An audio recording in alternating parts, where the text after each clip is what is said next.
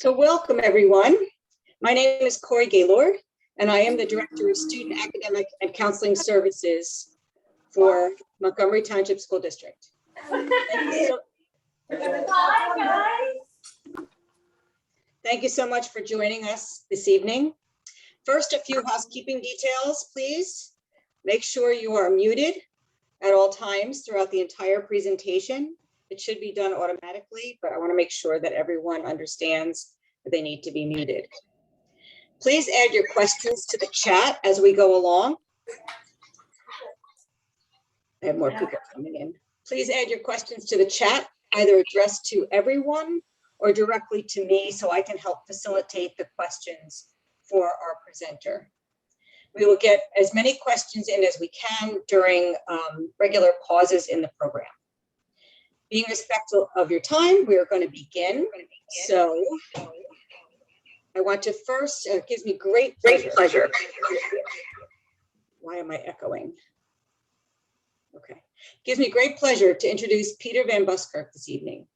He's a former Dean of Admissions and leading advocate for students in the college planning process.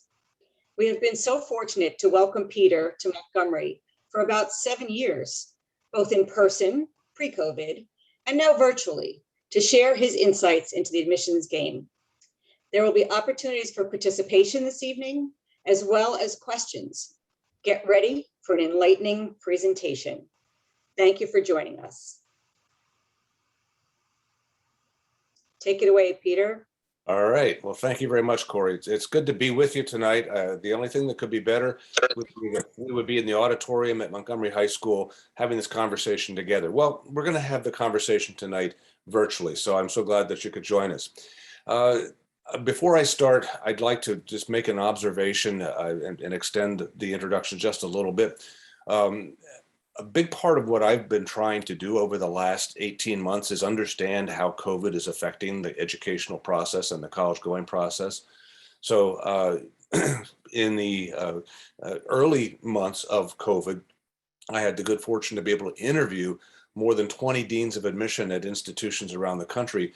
And during those interviews, I was interested in learning about how they personally and their staffs and their institutions were dealing with the necessary changes to their instructional program, but also their outreach program to prospective students. And then this last winter, January, February, March, I was able to facilitate some think tank conversations again with admission officers, in this case, trying to learn more about how their institutions dealt with COVID through the credential review process.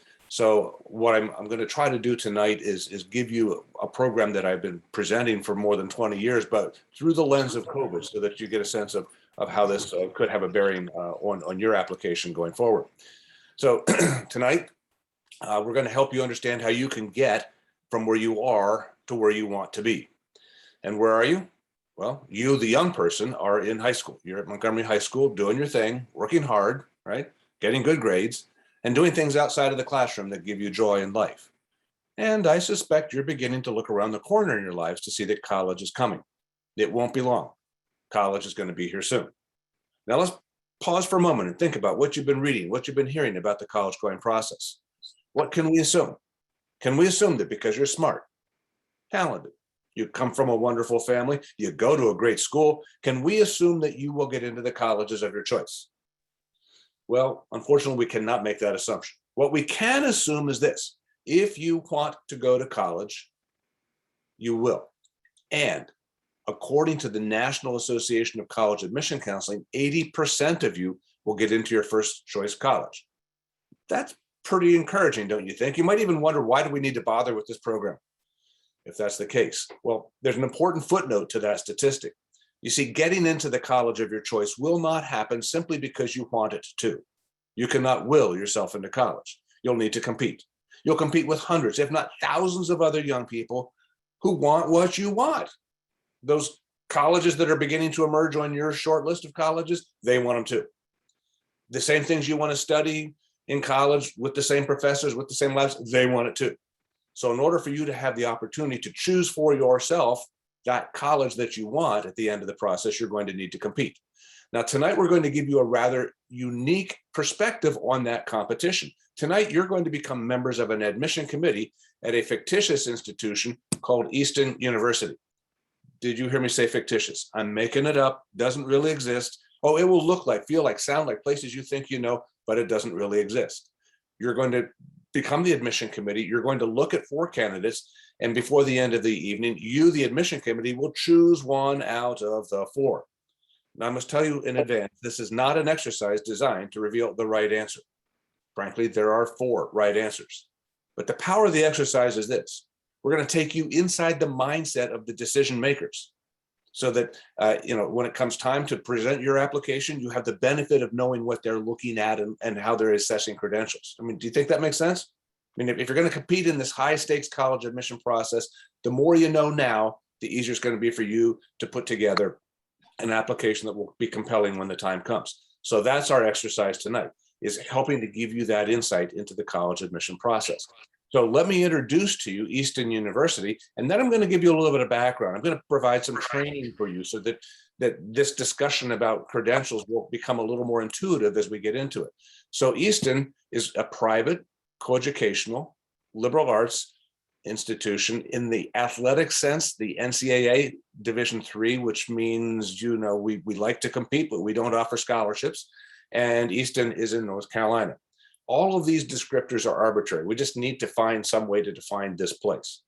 And the candidates you're going to meet are also fictitious, made up to sound like people that you think you might know. So that's where we're coming from. So in order to get you started, let's take a look at the competition that is out there in the world and how it might be manifest with these different colleges. I'd like to introduce you to what I call the Pyramid of Selectivity.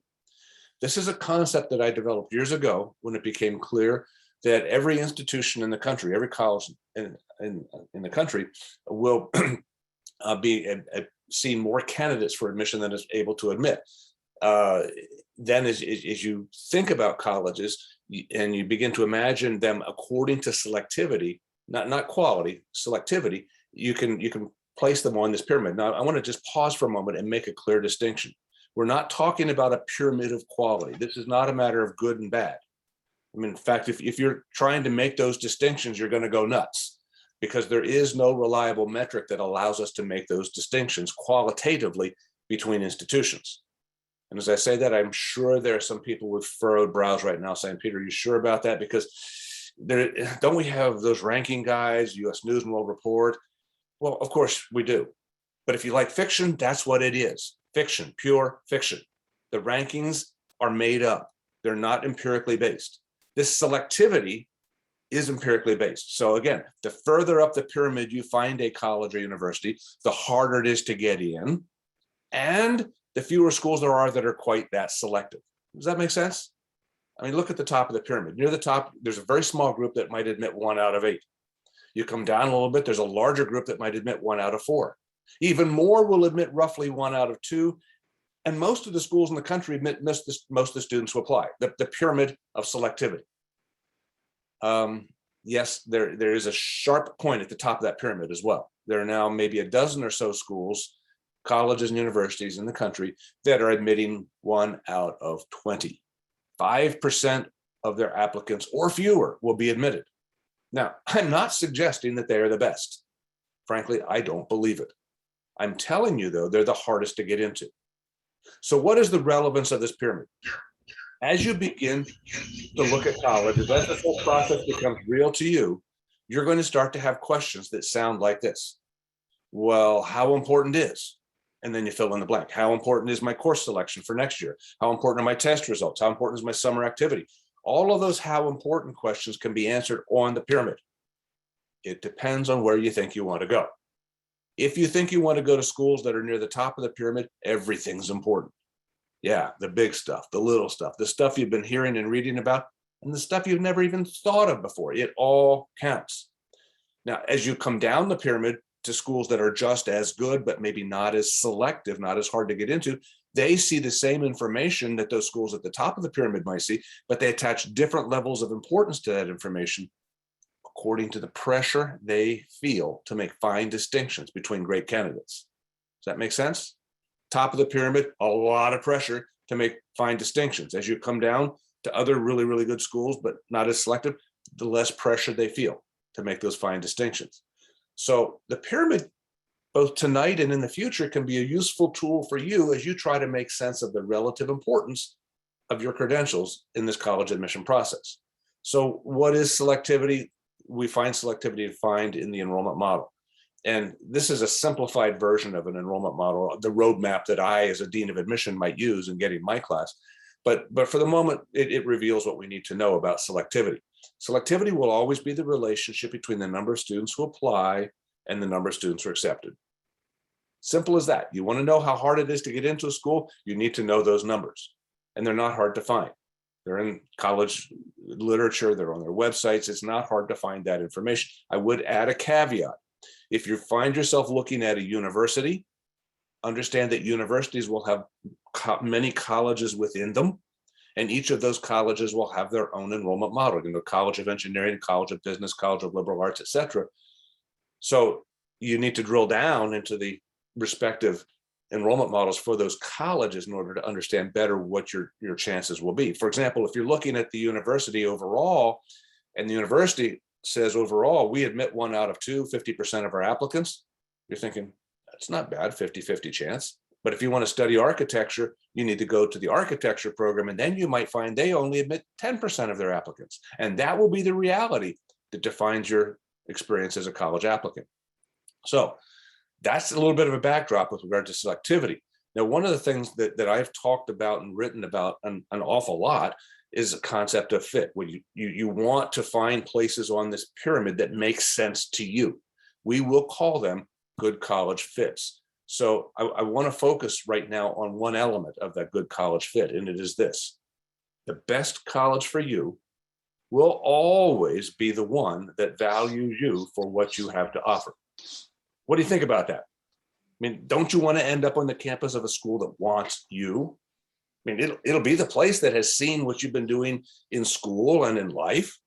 It knows your trajectory into the future, and it simply wants to be part of that trajectory for 4 years. That's a school that will admit you because they want you. They will make sure that they satisfy whatever needs or wants you have with regard to financial assistance. And they will demonstrate rather clearly to you how they will invest in your success. What do you think about that? I mean, that's a pretty good formula for happiness in this whole process. Find the places that want you, compete for admission there, and you're going to have much better outcomes than you might otherwise think.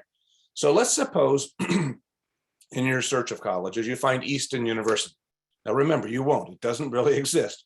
But for the sake of this conversation, let's suppose you do. You decide to apply, you become one of the 8,000 applicants at Easton.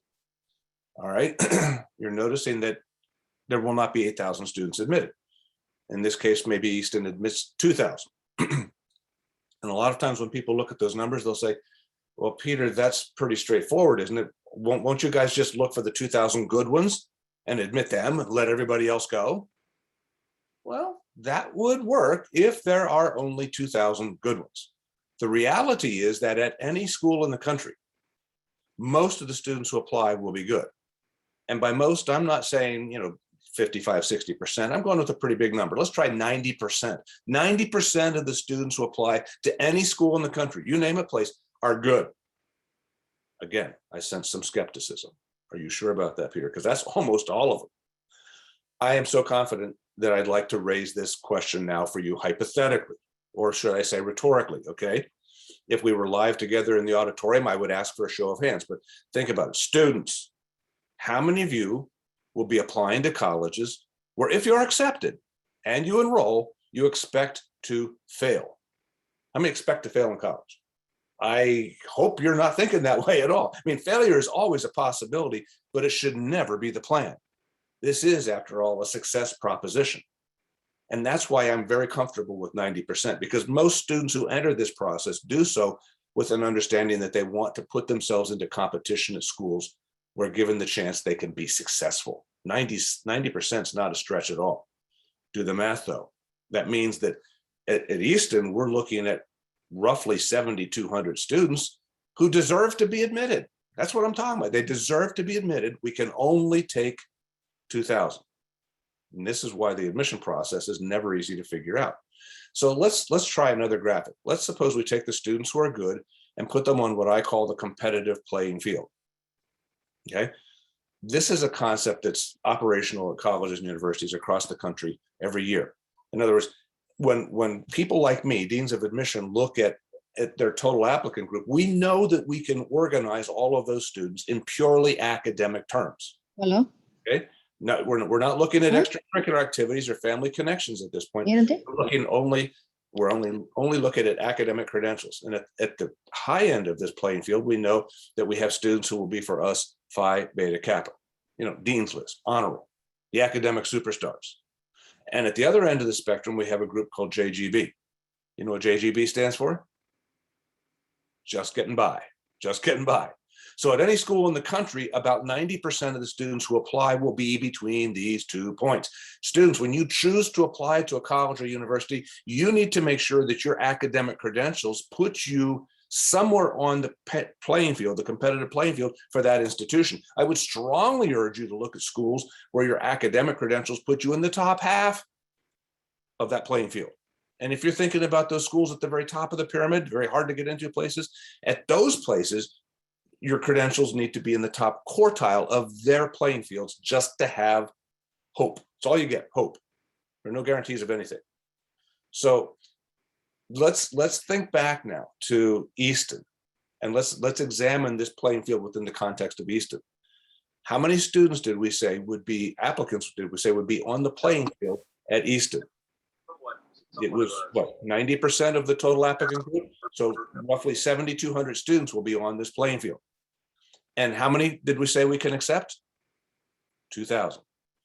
So how about this? Now that we have these all organized top to bottom in terms of pure academic strength, can we just count down from the top 2,000 and quit? Just stop there? Well, actually we could.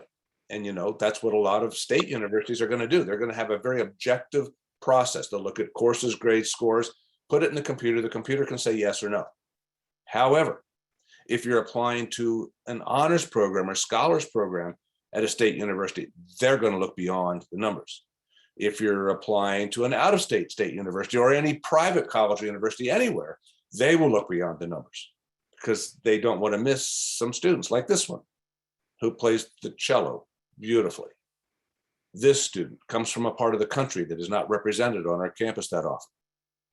New Mexico, Roswell, New Mexico. This student can put the ball in the net better than anybody in central New Jersey. Now, the whole state of New Jersey, a lot of points scored for that student. And this student might come from a family that can help us build our new library for us. Now, I got to say right off the bat, this has been a part of my presentation for a long time, long before the Varsity Blues thing came up. But I want to point out that this conversation about the library kind of thing, that's always a conversation that's taken place in sort of the dark corners of the admission process for a long time. It's nothing new. Now, back to the whole playing field. The students marked by the X have at least 3 things in common. Number one, aren't they all good enough to be in play at Easton? Each one of them can look at this school with a sense of possibility, a sense of hope. I've got game for you guys. Just give me a chance. I can do the work, right? They're all on the playing field. But number 2, none of them are going to be surefire admits for us, are they? It looks like one might be real close to the top 2,000 academically, but even that one's not a slam dunk. Number 3, and this is really, really important. Each one of the students marked by the X might possess something that we as the institution value. You remember that value proposition? Find a place that values you. Well, maybe we value performance in the arts. Today's your day. Come on in. Diversity is very important to us as we develop our community. We want to be as inclusive as possible. Come on in. We want you. Oh, you can help us win championships? You bet we're interested. Coach is going to be all over that. And yeah, that library needs to be dissolved somehow or another as well. So we'll talk, okay?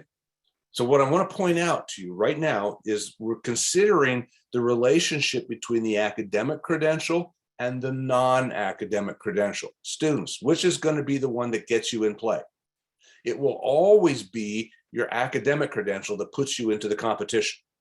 And hopefully it puts you at a high level of the competition. And then for most of you, it will be the non-academic credential that you present that might put you over the top. And that's the way it's going to work in the competition. But you don't get in the competition without a strong academic credential. If you have it, then that non-academic credential can be a difference maker. So let's suppose you are on the competitive playing field. You're among those students who are regarded as worthy candidates. That means that your credentials will move to committee. Now, in the admission committee, there will be people like me reading your applications. And I just got to say this up front, there's really nothing special about me. I'm not a professor, not a teacher. I'm hired along with my colleagues to recruit students and to select students. That's my credential. And I've done it for a long time, so I figured out how to do it. But if I'm smart, I'm going to ask for advice from my faculty, because it will be the professors at my school who know better than anybody what it takes to get the job done in the classroom. They will give me what I call the agenda. They'll remind me all the time, Peter, we want those students who are bright. Those Phi Beta Kappa kids, we want them in our classroom. We want kids who are motivated, students who love to learn, who constantly ask questions, push the envelope. They make the classroom a very dynamic place. And they'll say, we want students who are high achieving, students who know how to get the job done. Now let's pause on this for a second. Do you know many young people who are obviously very bright? Well, their levels of motivation kind of come and go, and their levels of achievement kind of come and go. Do we know anybody like that? I mean, not at Montgomery, I understand that, right? But they're in the world, and we might regard them as underachievers. You know they've got the goods here, but for whatever reason, they choose not to share them with us all the time. And if you're related to somebody like that, it might drive you a little nuts. Been there, done that. I get it. Okay. Now, here's the message for the students. There's a tendency for young people as they enter high school to kind of find their groove, find that point where they can move comfortably throughout the high school experience. And if you were to talk with them at any point about college, they'll say, well, yeah, I'm only a freshman. I don't need to think about college. Or I just started my sophomore year. There's still a lot of time yet. And some of you are juniors and you're saying, gee, that's a whole year off right now. Why do we need to talk about college? This is sort of an important news flash for you, students. The day you started your first year of high school was the day you became a college applicant. So you've been in it for quite a while now. Now, hopefully you've been doing a really good job, because it matters. If you're waiting for some magical moment in time where you can kind of kick things into gear and really show colleges what you've got, you might be wasting your time. And even if you do kick things into gear and start to show them what you've really got, you can't go back in time and fix things, can you? So hopefully your work in high school so far has been what you want it to be. It's been the best you have. And hopefully it continues to be that, because admission officers are looking for that. There's more. Professors will say, we want diversity in our classroom. Now, this is code, isn't it? For we want students of different ethnic background. Well, that's really, really important. However, our professors will give us a broader definition of diversity. They'll remind me all the time that as we put together this entering classes, it's representing a new community. It should be a community of differences. Yes, we want students who come from different racial and ethnic backgrounds. We want students who come from different social and economic backgrounds, different spiritual orientations, different gender orientations, different geographic backgrounds, and the list goes on. When you think about diversity in broad strokes like this, you realize, and hear me on this, you realize that each one of you has the capacity to bring some element of diversity to a college or university campus. You do, but that something doesn't fall out of the sky and hit me on the head. It's something you need to know about yourself, so that as you apply for admission, you can reveal that part of you in your application. Now, there are two other elements of diversity that are relevant here too, that are never really discussed. One is the fact that the colleges and universities want to make sure that each of their academic programs is populated. So if you should have a sincere interest in an academic program that might be underpopulated at a college or university, that can help you get in. Did you catch that? Sincere interest, underpopulated program. Corey, there are going to be a lot of anthropology majors tomorrow. Okay, you got to be able to spell the word. It'd be really helpful if you could have a thoughtful conversation about the subject. But I can assure you, if in your application for admission, you can convince me, the admission officer, that you want to pursue a program of study that is still developing at my school, that's going to help you get in. And finally, as I made this presentation a while back, a mom put her hand up and she said, Peter, I'm a college professor. And this discussion about diversity really is important to me and my colleagues. Would you remind them however, as she gestured to the students, would you remind them that we also value diversity of thought? Wow, diversity of thought. What would that look like? How could you measure diversity of thought? I've come to conclude that diversity of thought is something that is found uniquely in each one of you. It's part of your DNA. And as you apply to colleges, it becomes part of your opportunity. So yes, diversity can be your friend in this process, but you must know where it lives in you in order for it to be an effective part of your application. And then finally, professors want to see givers. Now, I'm not talking about financial givers. That comes later, okay? But don't people refer to your giftedness every once in a while? They'll say, you're a gifted writer, a gifted dancer, a gifted leader, a gifted athlete, gifted musician. You have gifts of compassion for others. You have those gifts. And what's really cool is that while you're here at Montgomery High School, you have the opportunity to discover the gifts and cultivate them, nourish them, allow them to grow, so that as you apply for admission, you can reveal your gifts. And I realize that's been a challenge through COVID, but the opportunity nonetheless remains that as you find these gifts, and maybe you found some new gifts through COVID, that you can begin to reveal. So let's take a look at what we've got. If you're applying to your favorite school and you have these three things going on, let's see if I can get my clicker to work there. If you're bright, motivated, high achieving, and you know enough about you and you know enough about them that you feel like, okay, this has put me in a good place. I'm on the playing field. Does that mean you're going to get in? Does that mean you'll be admitted? Maybe. It means you have hope. There's a sense of possibility. It also means that at some point in the admission process, an admission officer will look at your credentials and ask this question. We know she's good, but if we admit her, what do we get? What do we get? Again, it's the academic that puts you in a position to compete at the highest level. And then the non-academic that can put you over the top. Everybody wants to know, what do deans of admission really look at in this process? I think it's probably here, don't you think? In the agenda, embodied here would be courses, grades, scores, extracurricular activities, letters of recommendation, essays, all speak to some element of the agenda. Makes sense, right? I wish that was it. I wish I could say we're not going to go any further, but the reality is there's more. There are other factors that will often determine who is admitted after these are considered. And deans of admission are not going to talk with you about these. So I'd like to share with you now elements of the hidden agenda, 3 elements of the hidden agenda. And you're going to discover as we talk through these that while these elements have long existed in the process, they've just been sort of exacerbated by COVID, okay? So what we've got first up is money. And you think, what about money? Okay, good. Sleep more. Here we go. Need to mute somebody. Thank you.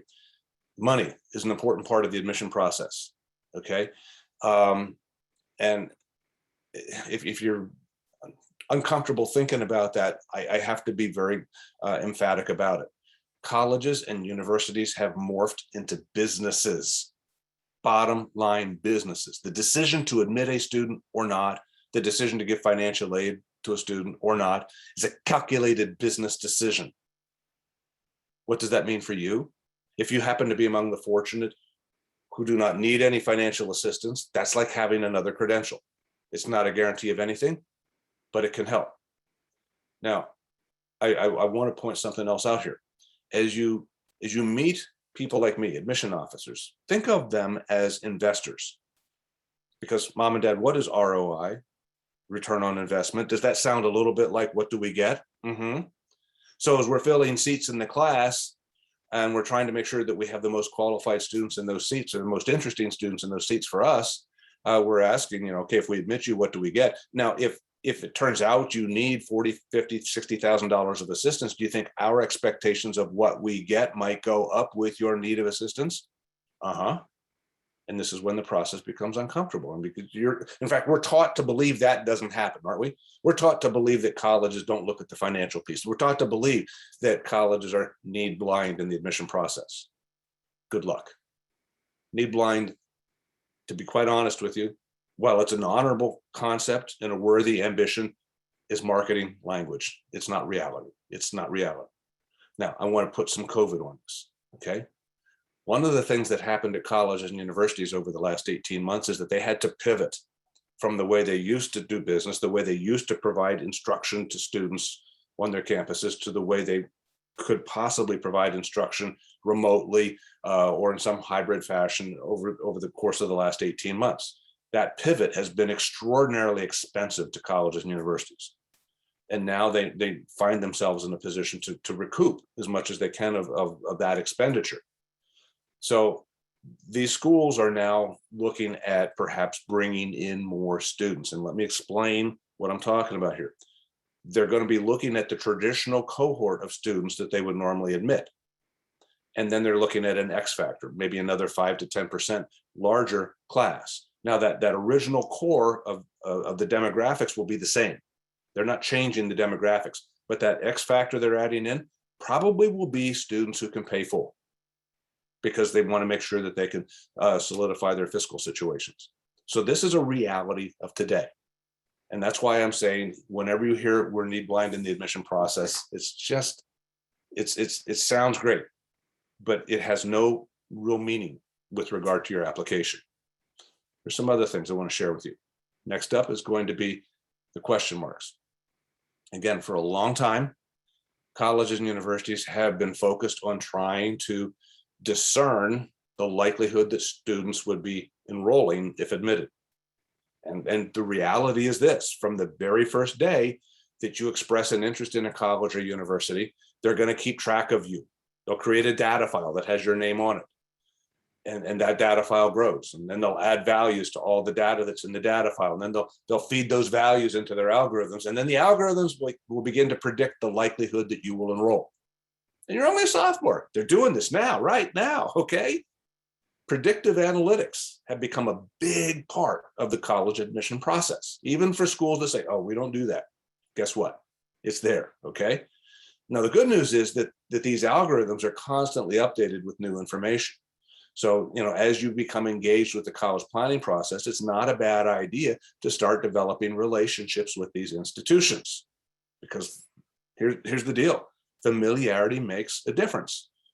Given everything else being equal in the admission process, admission officers will lean in favor of the students they think they know better than the students that they don't know at all.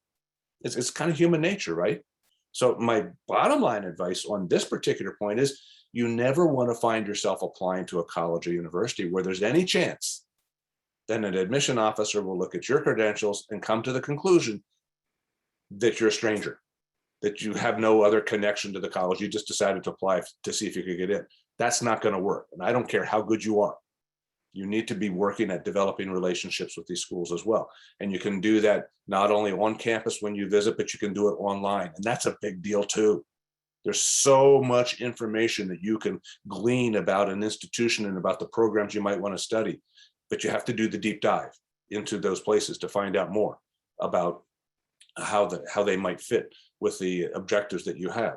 I want to tell you a quick story about how this can happen, how this relationship building can work. A few years ago, I presented a program also in New Jersey, a little bit further north, and mom attended the program without her daughter. Know how that dynamic works. And when mom went home that night, she said to her daughter, I'm pretty sure I heard Peter say that you should plan to take Spanish again in your senior year. And the girl said, Mom, I told you, I'm not taking Spanish. I don't like it. I'm not that good at it. I'm not going to use it in college. You can't make me do it. I have my graduation requirement in language. There's no reason why I have to take Spanish. They have a big fight. Somehow I end up on the phone with the girl. That wasn't much fun either. And after a lot of talking, I said, finally, why don't you test your ideas with some of the schools that are on your list? I helped her put together a very brief email in which she summarized the courses that she'd already taken. And then she summarized the options that she had available to her for the senior year. And she wrapped up this very brief email with a note that says, I love your school. I just want to make sure that I'm making the right decisions so that I can compete effectively when I apply for admission. And then she sent it out. Well, within days, she starts to get feedback from these college reps. By the way, you send it to the people at the colleges and universities that recruit at Montgomery High School. So she sent them out. And I'll never forget what the rep from Boston College had to say. And, Boston College is one of those places that is admitting a very low percentage of its applicants. The rep said, congratulations. You've done a beautiful job academically. But if you want to be a serious candidate at Boston College, you need to take Spanish next year. Now, I'm sure that's not what the girl wanted to hear. But if she's listening, what a gift she's just been given. I mean, now she's able to make some adjustments in her preparation for her senior year that could have a real impact on how she might compete for admission. What a gift. And hasn't this started a conversation? There's been a message out from the girl back to the girl. This could happen again, back and forth 2 or 3 times, so that by the time she applies, now there's a relationship. Okay. It's not like you have to be on a first name basis, but there's a relationship. And I already indicated why that's important. Familiarity counts. You never want to be a stranger in this process. Now, let's look at this from the lenses of COVID. A lot of very selective institutions right now are faced with a conundrum. The conundrum is this: we want to expand our enrollment. We want to bring more kids in, but we don't want to risk our selectivity. We want to become more selective as possible. So how can we bring more students in while admitting fewer students? Did you catch that? Bring more in while admitting fewer. And this falls within the category of the question marks. Well, I want to share with you what's going on here. And it involves different aspects of the admission process. You may have heard about early decision. Early decision is an application option that many colleges will give you to declare your true love. You're basically, when you apply early decision to a school, you're saying, you take me, I'm coming. I might apply to 5 other places, but if you accept me, I'm going to withdraw all those other applications and I'm going to come to your school. That's a commitment I'm going to make. So early decision. Now, let's think about that commitment. At our school, if we want to enroll 1, how many students do we need to admit to get 1? Given the commitment, aren't we going to be admitting 1 to get 1? I'm going there. It should be close to 100% yield on offers of admission. We admit 1 to get 1, we admit 50 to get 50, we admit 100, and so on, right? Now, conversely, in the regular admission process, the yield on offers of admission isn't quite so good. We need to admit to get 1, at least 5, sometimes 6, 7, or 8. But let's just go with 5 right now because it helps my math, okay? 5 to get 1. Now, at Easton, maybe the decision's been made that this year we want to increase by 50 the number of students we enroll in early decision. And then we're successful, we get our 50. So now we transition from the early decision process into the regular admission process. What do you think the implications are for regular admission? Are we admitting the same number of students we always have, more or fewer?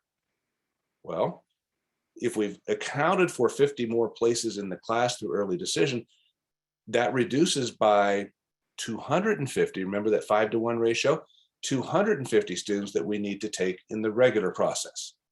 So the net effect is that we get more students, but we admit 200 fewer. You follow? And it doesn't end there, okay?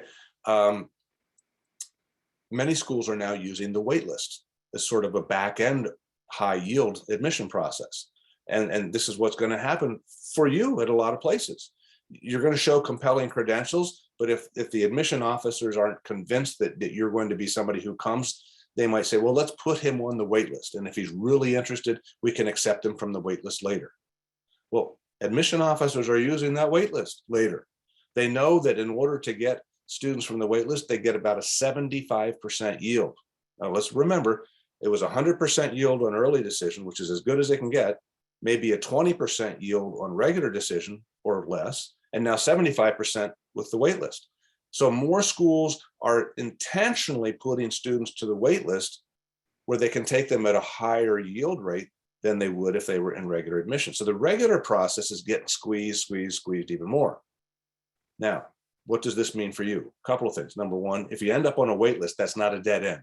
It's a definite maybe. You got to hang in there, and actually good things are happening to students off of the wait list these days. The other thing is early decision statistically gives you a better chance of getting in. You know, students applying early decision find that they increase their odds by 20 to 25% of admission at particular schools. That said, listen carefully. Do not apply early decision. Have I confused you? Do not apply early decision unless you are 100% dead certain that you want to be at that school, because that's what it has to be. You can't be, well, I'll decide later. You are certain, and you can't be playing around with multiple early decisions at the same time. one decision or one application early decision. If you're ready to make that commitment, it can help. If you're not ready to make that commitment, don't go there. Okay, you're going to have to work through the regular process and potentially the wait list to the best of your ability. But all of this comes under the heading of if we admit him, if we admit her, what's the likelihood that they'll come? Okay, this is a big deal these days. And given COVID, a lot of the predictive metrics that colleges have used in the past to really refine their yield strategies kind of went out the window with COVID. So now that's why they're going with that extra margin of students. Remember, they want to make sure that they don't come short in the class. They want to be a little bit over. They want more money from those students. And they also want to make sure that they don't hurt their selectivity, the hidden agenda. You can understand why colleges aren't talking about this. It's complicated, but it's real and it affects you. And then the last piece I want to share with you is the SAT. You know why the SAT is a part of this college admission process? Pain and suffering have nothing to do with it. Okay, you might assume, well, it's a money racket. Well, I'm not going to suggest that that's part of it either. I will tell you this, according to the people who write the tests, and you might know some of these people, the objective of the test is to help me, the admission officer, predict whether you, the student, can do the work academically on our campus in the first year. That's all. It is predicting academic success in year one. And you know what? It's worthless. I said it, it's worthless. And I say that with conviction because colleges and universities know they can make good predictions about who's going to be able to do the work without the test. They've been doing it for years. Validity studies they do on campuses every year prove that they know that, have this information. And in fact, a lot of schools have gone test optional. More on that in a moment. So if the test is not terribly useful, why do colleges insist that you go to the trouble? Well, among other things, they like big numbers. They like at the end of the day to include in their marketing the references to the students, the really smart kids that we got, the high-end kids that we got, the high scorers. And you know, the test is not revealing your intelligence. It is not. It's revealing your ability to perform on that particular test. So the good news is you have some options, okay? Option number one is going to be the other test. And you know what the other test is, right? It's the ACT. This is a good, really good option for at least two reasons. Number one, every college in the country will accept the SAT or the ACT as equals. You can choose one or the other. Number two, the ACT is not an SAT clone. If you've taken an ACT, you know that it is a test designed to measure what you learn in the classroom. If you've taken the SAT, you might claim that it is a test designed to trick you. Different tests. My suggestion, try one of each. Try one of each. See which test suits you best and then focus on that test. Not both of them, but the one that you like the best. And when you find one that you like the best, take it no more than 3 times. There's good research to suggest that with or without test preparation, you should be able to improve your result from the first to the second test and the second to the third test. The research also shows that after the third test, nothing happens. Nothing happens. So save your money. Have a life. The other option that I like an awful lot here is optional submission. As I indicated earlier, there are a lot of colleges right now that have publicly acknowledged they can make good decisions about whom to admit without the test. The number is now 1,700 plus. That's a lot. That's almost half of all the schools in the country. Before COVID, that number was 1,000. So over the last 18 months, that number's grown by 70%. Think about that, 70% in the last 18 months. And here's why. Admission officers, seeing that COVID shut down a lot of test centers and test prep opportunities, said, we really can't hold kids accountable for a credential they can't acquire. So let's go ahead and make the test submission optional. And that's not a bad thing, okay? In fact, what I would say to you is this. If you've taken the SAT or the ACT and your super score, you know the super score is the best combination of your subtest results. If your super score is at or below the average for a college in question, why would you send it in? It's not going to help you, sorry. And it will hurt you, yeah. And you might be thinking, well, if I don't send my score in, won't they assume it's low? You give them too much credit. When I was at Franklin and Marshall years ago, we became test optional. And it was really an absolute delight to be able to look at young people without their test results. And at the end of the day, We were curious to see what the scores would have been for all those students who didn't send them in. We did the research. We discovered that the average score for the non-submitting student was almost identical to the average score for those who submitted. So you don't send your scores in. What do we really know? Nothing at all. Nothing at all. If you want to know more about test optional schools, I want to share, you need to go to the fairtest.org. This website lists all the schools that are test optional in alphabetical order. Check it out. It's a great resource. Now, while I have that on the screen, I need to explain what score choice is because I think this is important too. Students, think about this. When you take a test, SAT, ACT, AP, whatever test it is, who owns the results of that test? You do. Not your parents, not your teachers, not Montgomery High School, not the colleges, university. You own the results. And those results should go nowhere to no entity without your authorization. You hear? Okay. You don't have to give any information that you don't want to give. That's what I mean by you don't have to submit without authorization. Now, the reason that I am bringing this up is that colleges, all except for maybe 5 or 6 schools in the country, will observe score choice. They respect your ownership. There are another 5 or 6 that don't respect it, and I'm not going to get into who they are or why or what they do. That's a separate question. But since the vast majority respect score choice, know this. When you sit to take a test, there will be a registration process. You'll fill out a form. One of the information blocks on that form will ask you if you'd like to provide the names of 4 colleges and universities to which they will send your results free of charge. I can well imagine that on the day of the test, you're doing the registration. It's real easy to get excited about this and say, well, my top choice, second choice. Is that a good idea? Are you going to authorize sending your scores to institutions before you know what your scores are?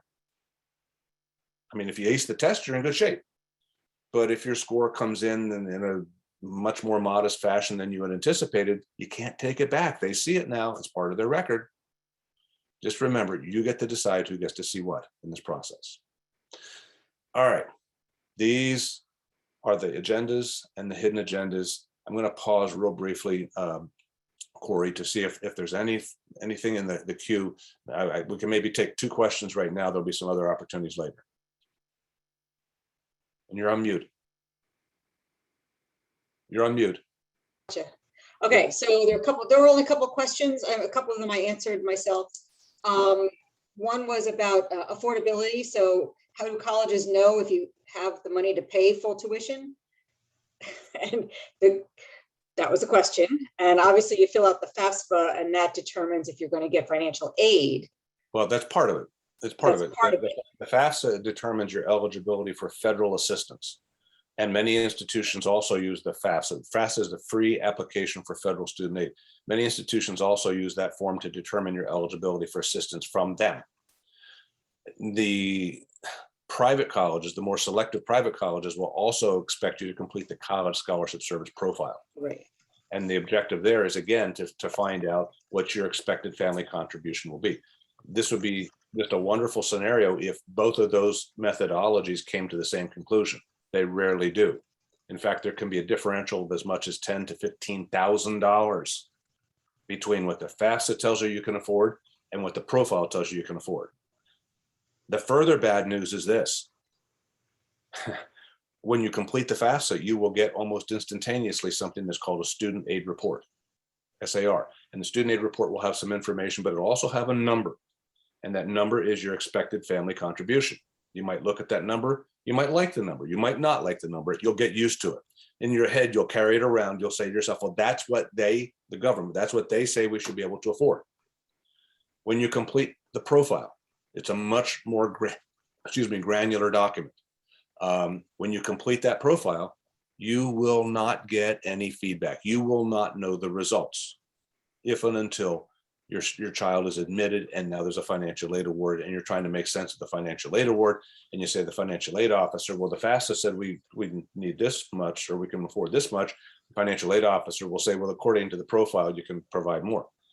Wow. Okay. And if that differential is indeed $10,000 to $15,000, that's a real shock to the system. But that's where they begin to do their discernment of what you should be able to afford. Good question. Okay, another question. What about schools that admit to a satellite campus or admit to the main campus for a spring start date, not the fall? For example, Penn State and University of Maryland College Park.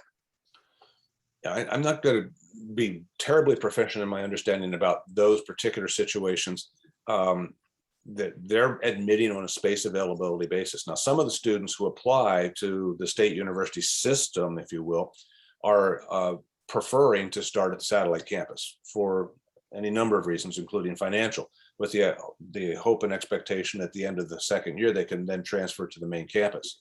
Some students would like to be main campus to start, but because in the competition, they were on the playing field for main campus, but far enough down that they weren't able to make the cut.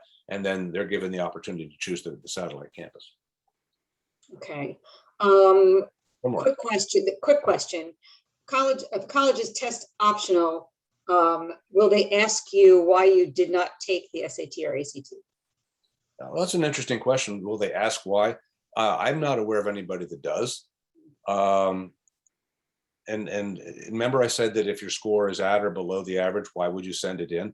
The only benefit to the college, the only reason the college might want to see it is to justify a denial. If they see a low score, that helps to justify a denial.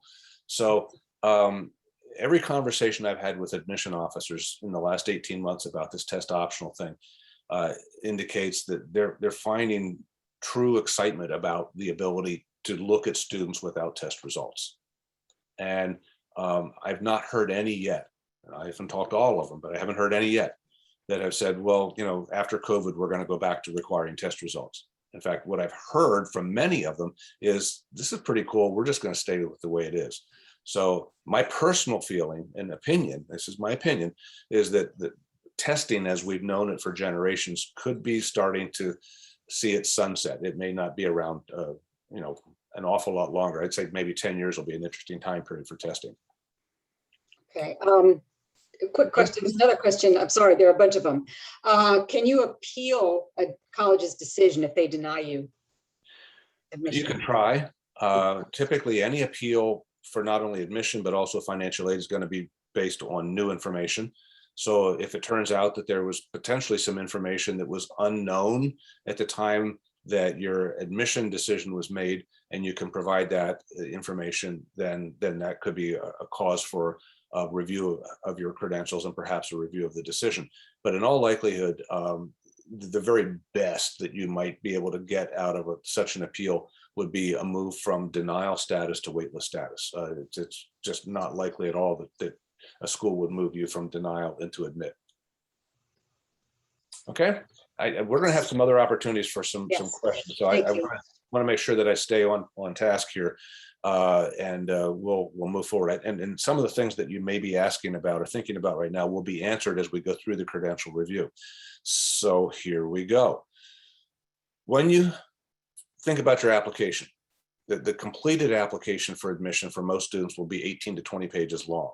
And you probably will never see all 18 to 20, but that will include letters of recommendation, evaluation forms from the school, profile information from the school, test results. But when it all comes together, it's that kind of a document, 18 to 20 pages. How long do you think it will take me, the admission officer, to come to a reasonable conclusion about the viability of your candidacy? How long do you think? Now, when I ask this question in the live audience, I hear everything from 2 minutes to 2 weeks. The reality is about 30 seconds. It does not take long. And it doesn't take long because we know where to look for the good information. We're looking at hotspots in the application, and we're looking at the hotspots to try to find hooks. The hook is a good thing. The hook pulls you out of the pack. It separates you from your peers. It can be that point of distinction, the gift, the diversity, the thing that sets you apart. So I'd like to orient you now to some of the hot spots on the application, maybe talk through some of the potential hooks that you might be able to present with your application. Now, these are not going to be listed, the hotspots, in order of importance. Rather, they're going to be listed in the order in which we're likely to see them as we look at the application. So first off, we'll see where you come from. Believe it or not, your point of origin can be a factor. Now, it's not going to be a factor if you're applying to a school in New Jersey, or probably Pennsylvania or New York or Maryland or Delaware. But if you're applying to a school in Georgia, Wisconsin, Oregon, they're going to like you. Why? Because you represent a different geographic perspective, some diversity geographically on their campus. So yeah, your zip code, depending on where you apply, your zip code could be a pretty important credential, your academic concentration or major. Now, remember I said we're looking for students who might be interested in programs of study that are underpopulated on our campus. This is where we catch our first whiff of the possibility you might want to pursue such a program, because you'll identify your potential major. By the way, if you do choose to put anthropology down, you better make sure that the rest of your application supports that, because just stating it all by itself is not going to be very compelling. Your racial and ethnic background, big deal, big deal. I want to point out now, we talked a little bit about diversity earlier, but I want to focus now on race and ethnicity as a factor here. Look at the pyramid, and you'll see that there's a line that comes from the title, hotspots on the application. There's a line that goes across just part of the pyramid. Take that line all the way across, because that's going to be an important reference point for some of my remarks now. Schools below that line on the pyramid, which is most of the schools in the country, will look at the check in the box that indicates that you come from an ethnic or racial minority background. They'll look at that check and they'll say, hey, great, another student of multicultural background, grab him, we want more. The check in the box might be all it takes to lift your application. Above that line, the response is going to be different. They're going to say, that's very nice. We have a lot of candidates of multicultural background. Then they're going to ask this question, and please hear it. Is there evidence in the application that she will share her cultural heritage with us? Is there evidence that you will share your cultural heritage with us? If we see the check in the box, but we don't find that other evidence, we'll say, that's nice, we're going to move on. Not a factor at all. So you understand why I suggested earlier that you need to really know where that diversity lives in you so that you can make it a part of your presentation. And by the way, you do not need to come from an ethnic minority background to have a cultural heritage that could be of importance to a college or university. Okay. But if you do have that cultural heritage of interest, you need to be very intentional about revealing it in your college application. And by the way, the 4 candidates we're looking at tonight are not identified by race or ethnicity. Okay, that's intentional, because I want you to understand that wherever you're coming from, you could be any one of those 4. Okay, so please understand that. Family background. Private colleges and universities are more interested in this than public institutions. In fact, state universities typically don't track the family connection. But again, look at that line I referenced on the pyramid. From that line and below, the family connection, the legacy factor, will often be the tiebreaker. It will help you get in. Above that line, legacies will be admitted, but it won't be the tiebreaker that it is below the line. The important family connections here are mother, father, brother, sister, and grandparent. Some schools define it more broadly, but that's the core group in terms of the family background. Academic honors, extracurricular activities. Frankly, this is probably the richest source of information about the answer to the question. If we admit you, what do we get? We're going to look here, because this is where we find out about that giftedness and that accomplishment that you might bring to our school. So keep that in mind as we talk through the candidates in a little bit. We're going to move on. The personal statement is not going away. The personal statement, in fact, is likely to have more importance now without testing. Colleges and universities are telling me right now that without testing, they're going to focus more on courses and grades and more on the synergy that students can demonstrate between themselves and the institution, that sense of purpose that they can project with their applications.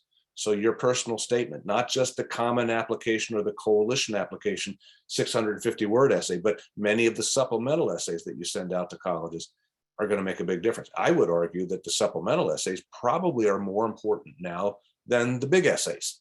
So you need to be prepared to make appropriate investments in time. More to come on that matter as we talk about candidates. And then finally, the most important of the hotspots in the whole application will be your high school record, your transcript. Admission officers are going to look at your academic record within the context of where you've attended Montgomery High School to see how you've used the curriculum available to you at Montgomery to challenge yourself each year. Are you stepping up? Are you finding new and appropriate challenges in each discipline each year? If we really like what we see on your transcripts, we'll probably spend 20 to 25 minutes with the whole application. We'll dig into the rest of the stuff that you present. If we're not really impressed by what we see in the transcript, you're done. You're done. And frankly, it might take about 10 seconds to come to that conclusion. Sorry. But that transcript is one page. And an experienced admission officer can look at that page and know whether there's something worth considering or not. So the most important credential you submit is going to be your academic credential. You get through that portal, that academic portal, and then everything else opens up, and potentially in a big way for you in the admission process. All right, now we're going to move to the process itself. I want to remind you that Easton, the school for which we work, is going to be admitting 1 out of 4. It could be 1 out of 8, could be 1 out of 2. I've chosen 1 out of 4 just because I have to choose something, okay? That's not as important as the conversation we're going to have coming up next. So here, the way an admission officer will interpret your credentials. All right, before we get into the candidates, a couple of things I want to mention to you. Number one, before an admission officer reviews your application, that admission officer will first know Montgomery High School. In many cases, the admission officer will have had a prior relationship with the high school, might have even visited, had conversations with your guidance counselors, et cetera. But the important thing I want you to know here is that the admission officers are looking at your credentials contextually within the place that you've attended, within the curriculum you've had available to you, within the competitive nature of your community, okay? So that's the first thing that's going to be in my head. Before I meet you, I know Montgomery.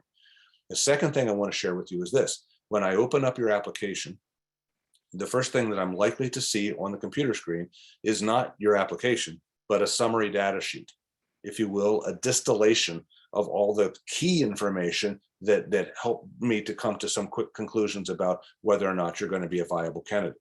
So the first thing you're going to see when we start looking at candidates, and probably the only thing you're going to see, is going to be that summary data sheet, which we will then populate with information that I share with you from the research that we do about the candidates. So here we go. Our first candidate is Austin.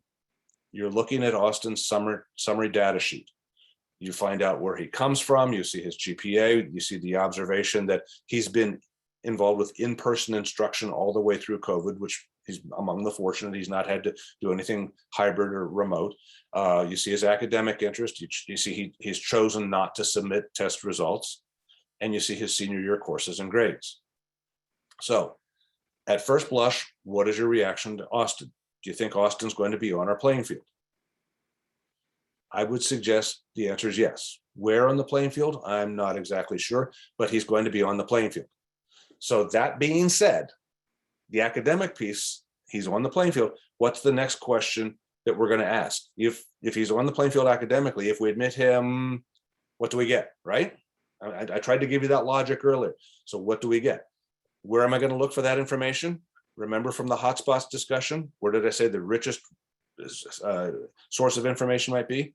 The extracurricular profile. We go to the extracurricular profile and bam, we find a lot of stuff. He says, for example, I'm an outdoorsman. All right. Do we care about that?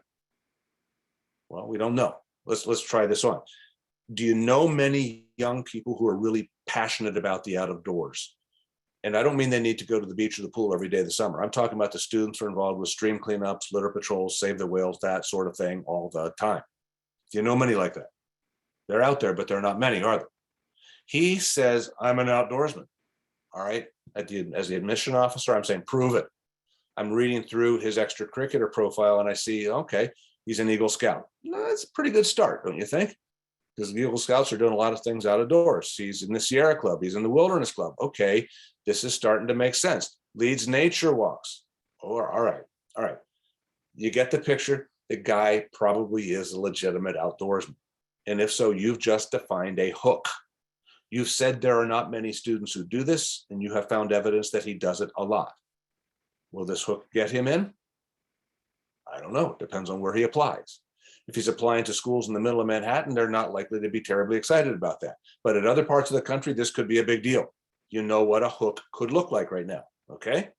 Not too far from this information in the application, we see the family information. We observe very easily that his brother Henry is a first-year student at Easton. So he is a sibling legacy.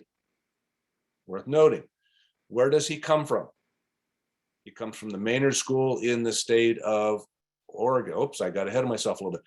Before we get to where he comes from, he indicates on his extracurricular profile, his honors and awards, that he competes in the state science fair as a sophomore and wins the grand prize in the state of Oregon. He's the #1. The title of his project is The Effect of Industrial Waste on Indigenous Fish Populations in the Columbia River.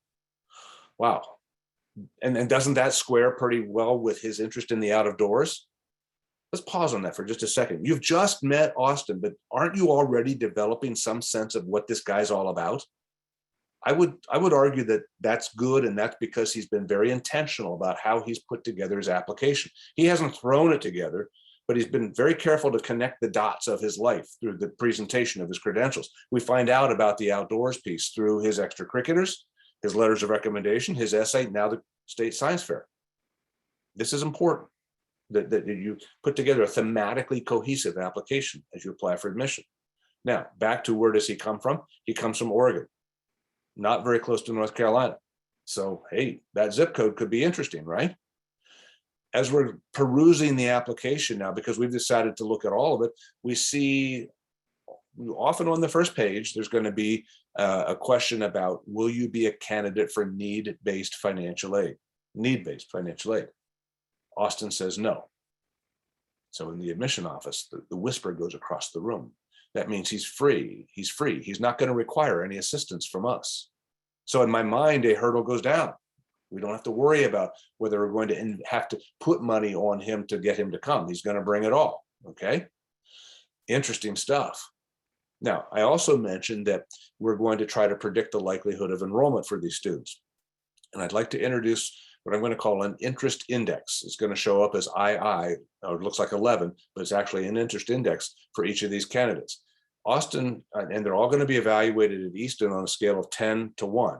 10, he's applying early decision. No doubt he wants to be here. 1, who knows why he's applying? Well, Austin's going to get an interest index from us of a 7.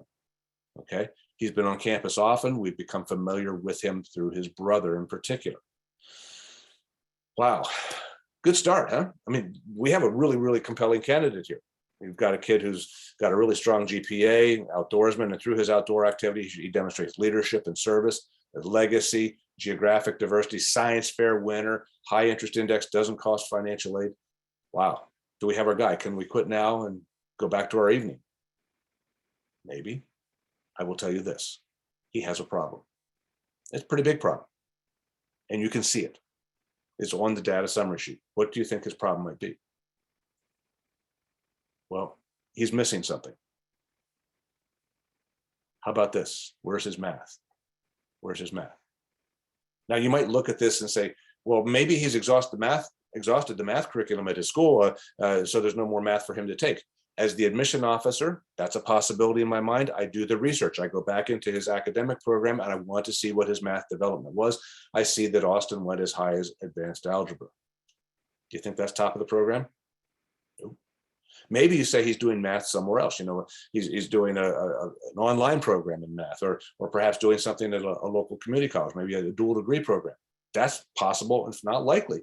I do the research. I find no evidence that he's doing math somewhere else. So right now, his program is noticeably missing math in terms of what we would like to see. Now, what I'd like to do now is pause for a moment and ask you to rate his program with me, okay? We're not rating his grades, we're rating the courses: English, advanced physics, or advanced placement physics, modern European history honors, psychology, Spanish 1. And we're gonna put a poll up here, so I want you to be ready to click in with the way you see this. And let's see if we need to get the right poll up. And here we're going to see if I can get, pardon me for this, the pause here.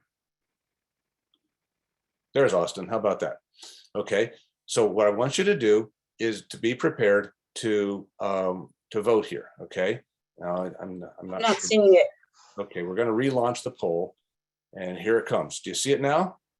Okay, if you want to give his program a 5, and remember, we're looking at English, AP Physics, Modern European History Honors, psychology, and Spanish 1. A 5 is the most rigorous program you can imagine. 1 is the easiest. So let's see if we can get a whole lot of people voting here. This is your opportunity to lend your voice to the process. This is great. Need to hear from more of you. Okay, we're gonna end the poll because I don't sense much change developing here. The plurality here is going with a 3, with a slight leaning overall toward a 4. I'm going to give this a 2. I'm going to give this a 2. And I think that I need to explain why I would give it a 2, don't you think? Because some of you were more generous than I was. Remember, at Easton, what we want to do is understand how he's used the curriculum available to him to grow each year. Now, at the Maynard School, he has coursework available in all the major disciplines, taking him to the honors or AP level. We see an AP physics class. We like that. We see an honors history class. That's looking good too. Now, listen to my word choice. To the folks at Easton, it looks like he's taking a solid English class. It's also looking to us like he's taking psychology instead of math. Is that a good choice? Psychology instead of math? Because that's probably where math would have fit in the schedule. And it also looks like he's taking Spanish 1. What's a 4th-year student doing in a first-year language class? I mean, that's the question, right? Now, quick pause. If he's applying to schools that are in the middle of the pyramid, they're not going to ask these questions because they don't want to. They don't need to. He is at the very top of their competitive playing field. They will preemptively admit him and give him a scholarship. But the further up the pyramid he wants to go, the more critically they're going to look at his course selection as well as his grades. Do you understand? So now they're asking the question, what's going on here? Now, maybe there's a good explanation. Maybe the math that he wanted to take was not available because of a course conflict. That happens. Maybe the Latin that he had been taking is no longer offered by his school. That's viable. Maybe he wants to do a mission trip in Central America. It needs to become fluent with the local population, so he's going to take some Spanish. I mean, these are all possible explanations, right? So I'm looking at the admission officer in me. I'm looking everywhere to see what I can find. I find nothing. And that's a problem. That's a problem. You see, whenever there are irregularities in your academic program or your performance, you, the student, must take responsibility for making sure they're explained. Somewhere in his application, maybe it's in an interview, he could say, when you see Spanish 1, this is what's going on. There will be an optional essay that he could use to perhaps talk about the course development here. He could do that. He needs to sit down with his college advisor and say, can you help me tell them, the admission committee, why I chose these courses? Because it made sense then. Well, if your college advisor did not and does not agree with the choices you made, you have a problem because she's not going to lie for you. You see, you need to take advantage of opportunities to explain. If you don't explain, I must guess. And when you make any admission officer guess about something that's going on about your application, that's dangerous because admission officers are cynics. What will the cynic say about this course selection? Slacking off, senioritis, not working real hard. That might or might not be true, but in the absence of that explanation that I just gave you some ideas about how he could do it, if in the absence of that explanation, I must guess. This kid goes to every school in the country. He goes to Montgomery High School. He's the kid with the big numbers, the big achievements. He's the kid who by acclamation should be able to get into any college he wants. Yet, when the decisions come out from colleges, they don't always treat him so kindly. Can you see why that might be the case? That's why we're doing this presentation. I'm not saying that Austin can't get in or shouldn't get in. I'm just saying it's no longer the slam dunk it might have looked as we got started. Okay, we've got one down. So we've got more to go here. The next candidate we're going to take a look at is Danielle. Now, again, what do you think? This is the data summary sheet. Do you think Danielle's going to be on our competitive playing field? I would suggest, yes, she's going to be there. Where, again, we don't know, but she's going to be on the competitive playing field. She's worthy of consideration. That being the case, what's the next question? If we admit her, what do we get, right? And where are we likely to look for our first bit of information? The Extracurricular Profile, Honors and Awards. So we find pretty quickly that she's a writer. not only says I'm a writer, but she provides evidence that she's one of 8 state winners in a writing competition sponsored by English teachers in the state of where? The state of Washington, some geographic diversity there. She's also the King County essay competition winner.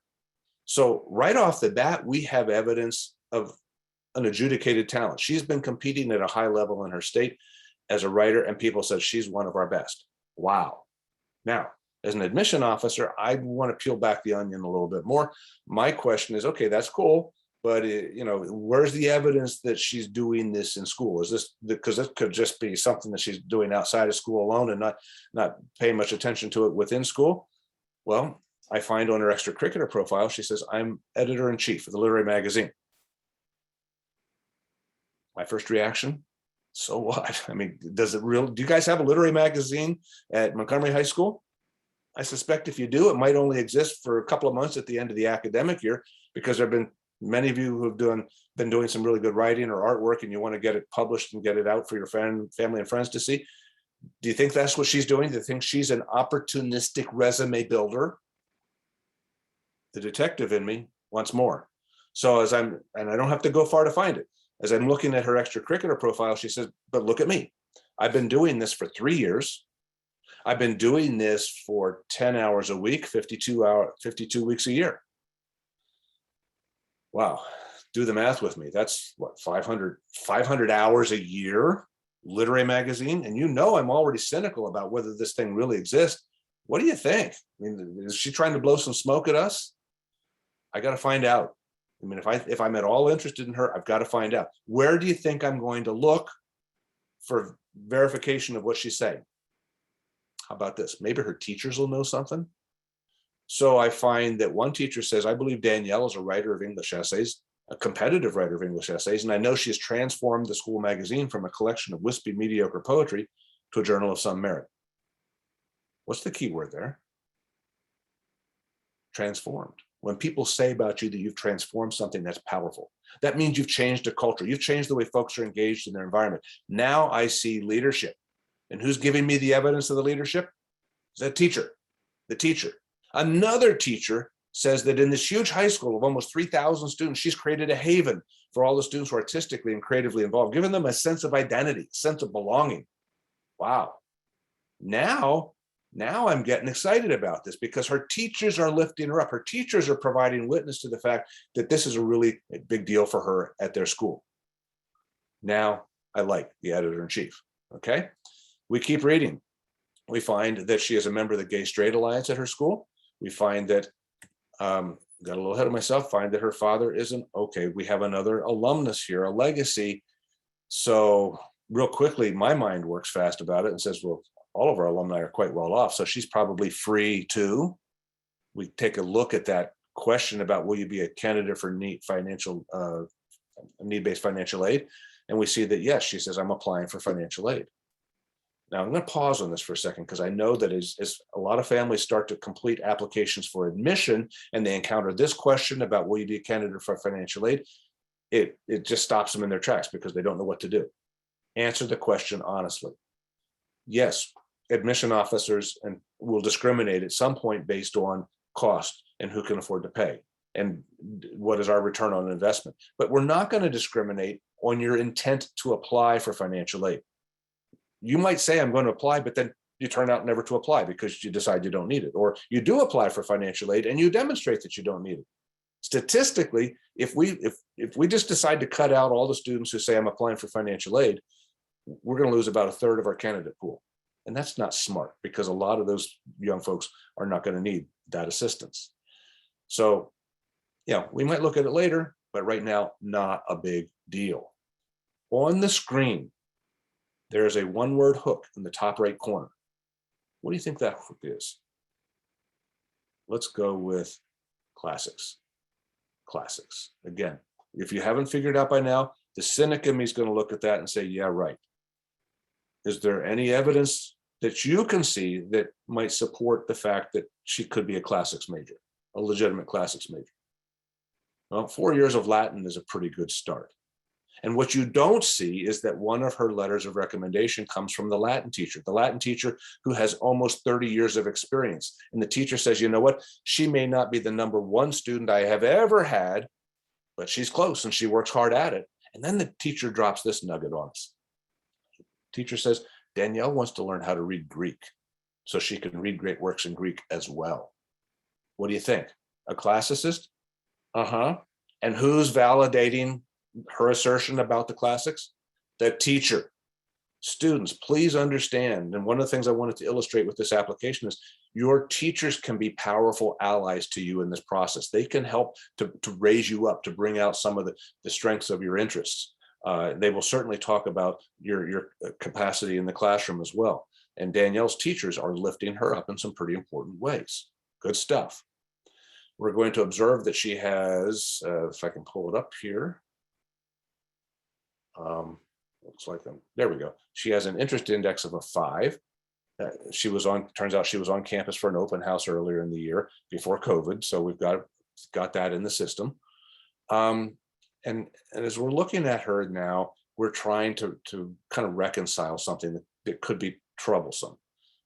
We're seeing that she seems to be, as we look at her within the context of her school, Puget View High School. Puget View, by the way, is a huge urban public high school where there's a lot going on, but not all of it's academic. In fact, we find that only half of her classmates are college bound. So, effectively, she's 52 out of 350 if you do the mental math. And that this is kind of what we're stumbling on right now. So we're wondering, why is it that this arguably bright, maybe brilliant, woman, why isn't she doing better? Why isn't she doing better than 52 out of 350? So I want to find out more. Maybe there's stuff going on. Now we do discover that there are things on her extracurricular profile that provide some hints as to issues. In fact, there was a divorce. Mom and dad are divorced a year and a half ago, right at the outset of COVID. So there's a lot of adversity that she's dealing with in her life. Oh, more than that, right after the divorce, mom moves the kids. So she moves into a new high school situation in the middle of COVID. Yikes. And all the while, she seems to be an essential employee. She's working part-time in a bookstore through the COVID and up to the present. So if you're looking at Danielle and you're trying to figure out her performance, on the surface, the cynic is going to say, she's just not that focused, not that interested. She's not ready for us. Send her back when she's ready. The charitable point of view would be, wow, she's dealing with heavy burdens in life, dealing with them cheerfully and productively. Again, as the admission officer, I need some validation. I'm looking, where's the evidence to support maybe that charitable point of view, or am I going to fall back on the cynical point of view? So I would argue she has a pretty important story to tell, maybe a powerful story to tell. She could tell that story in an interview. She could tell that story in an essay. And she needs to make sure the people who write on her behalf know her. Now, her teachers do say some pretty cool things about her work academically. Her guidance counselor is the one who should be able to give us some insight into her involvement in the community and her family life. His name is Ralph Petty. Now, as I get to Ralph's comments, I see very little, maybe about 3 or 4 sentences. And I'm thinking, wow, I mean, in this large school, he still hasn't really gotten to know her. I mean, this is essentially what he says. Danielle is pretty enough to be a cheerleader or a member of the drill team, but she doesn't seem to be interested. She prefers to think of herself as a writer. She would probably be happy at a school like yours. How many of you want Ralph Petty writing for you? I mean, the man's an idiot. We got to get rid of him now. And he doesn't work at Montgomery High School, okay? We got to deal with this guy. But today, whose problem is this? Today, Danielle wants to go to college right now. Danielle has a story to tell. It is left untold. She will not be held accountable for his lack of professionalism. But her problem isn't what's on the page, is it? Her problem is what's left off of the page, the story that is not told. That's her responsibility. And for many of you, there's a responsibility to make sure a story is told. Again, think irregularities, when things aren't going the way you'd like them to go, not only in the classroom, but in life, you have not only an opportunity, but a responsibility to make sure that those things are clear to the people who read your application. Now, she does write an interesting essay. She starts off like this: if I could be any role, ROLL, in society, I would be a croissant. And then she goes on to write about French history from the perspective of the baking world. You'll learn about Napoleon Bonaparte, Charles Muffin, folks like that. Oh, it's clever. It's artistic. It's cute. A little flaky, but you know, it works from an artistic point of view. But what it doesn't do is give me insight into what's going on in her life. Okay, and that's an important omission. I do want to share with you 3 tips with regard to essay writing. And as I say that, I do a 4-hour workshop on, so there's a lot to cover. I'm not giving you 4 hours. I'm giving you 3 quick tips. Number 1, students, you need to remember that good writing, truly good writing, is not an event that takes place during the last 3 waking hours of your day. And a lot of you plan it that way, right? You've got something to do tomorrow. You're not going to work on it well in advance. You start at about 11, finish at 2, and you're all set. Good writing takes time, hours, days, weeks, months. The students who've been writing great essays for their college applications, for the most part, started back in June, July, at the end of the junior year. And they pulled together ideas and they started to draft them, and they've organized it and reorganized and redrafted and started over in some instances. But now by the time school starts in the fall, they have a really strong draft of what they want to present. Good writing is a process. Take advantage of it. Number 2, I want to challenge each one of you. Challenge each one of you to see the blank page of the essay the way an artist will see a blank canvas. Artists have no problem at all throwing colors, shapes, forms onto that canvas to create brilliant images, right? How will you use your words and your thoughts, your ideas to do the same thing? Artists are never afraid to try things. In fact, you'll hear artists brag about how, well, I tried this, I tried that. It's in there, I covered it up. Yeah, you can see something here. What about you? Will you try things? Now, this is important because selective institutions, admission officers at selective institutions are looking at the way you present yourself. They're looking for evidence of your capacity to take risks. The thought being that if you're going to be an effective student in their highly charged academic programs, you need to have the confidence of a risk taker. So what will your art say about you in this process? Finally, with this essay, we're talking about the main essay right now. What you want to do is take me, the reader, into some part of your life experience that I will not find anywhere else in the application. Okay? This should not be a resume narrative. This should not be a travelogue. This is not about the what, the when of your life. It's about the how and the why of your life. Take me inside of you. Let me see the invisible person. And when you can do that, suddenly you're creating a window into you that is very powerful. Yes, this essay can be a very strong hook for you, but you're going to have to work on it in order for that to happen. Let's take a look at her academic program. Okay, she's got AP English, Great Writers, Latin 4, AP European History, Chemistry, and Literary Magazine. We're going to pull up a poll and let's see what the pollsters have to say about this. And I'm going to have to advance, I think, to, whoops, that's not what I wanted. I'm going to advance to the next poll question. Where did that go? I'm sorry. Still learning how to do these things well. Apologize for that. Here we go. Now we have Danielle's program, and what we want to do is get you to vote. So you remember it's not visible yet, Peter. Here it is. Here it is. Oh, there it is. Thank you. Okay, and we've got something else that's visible and that doesn't need to be there. Okay. Like your ratings, again, 5 is the most rigorous program you can imagine. 1 is the easiest. Let's see if we can get 60% participation here. I'm going to push it, I believe. Oh, almost. Okay, we're over. Okay, I'm going to end the poll and we're going to take a look at the results. Here you go. The plurality in this particular vote went with a 4, with a bunch of you looking at 3s as well. I'm going to actually rate her program at a 3+. 3+. Top of the program in English, top of the program in history, strong. I really love the Latin. Writers, looks like great writers could be interesting. Do you think she likes chemistry? Kind of doubt it. But this speaks to a question that many of you have probably now as you think about your course selection for next year. Does this sound familiar? Is it better for me to take a course next year where I know I can get an A? Or should I take a harder course where maybe I'll get a B or C? You ever wrestle with that question? And the answer is, I know moms and dads are saying hard course, my kid can get an A, right? I want to share with you. a 3-part answer that never fails. So try this, okay?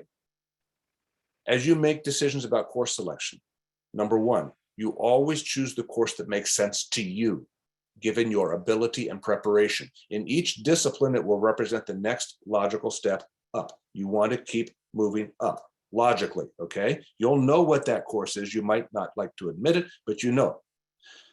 2, when you've selected the course, commit yourself to doing as well as possible. Never allow these thoughts or words to come from your lips, okay? Well, it was never my favorite. You know, I was never that good at it, really. And you know, I got a B-. What's wrong with that? It's good enough. Do you ever want good enough to represent you in this process? I mean, when you think that way about your work, it's an indication that you've surrendered. And you're not going to win in this process if you surrender. You need to commit yourself to doing as well as you can. And then number 3, choose colleges that will value you for what you've done. These are the schools that will look at your body of work academically and say, we're comfortable with what you've been doing. We're impressed with what you've been doing. We believe you're ready for us. Choose courses that make sense, do as well as you can, find colleges that will value for what you've done well. Danielle's going to get credit for Literary Magazine when we look at it extracurricularly. What is she missing?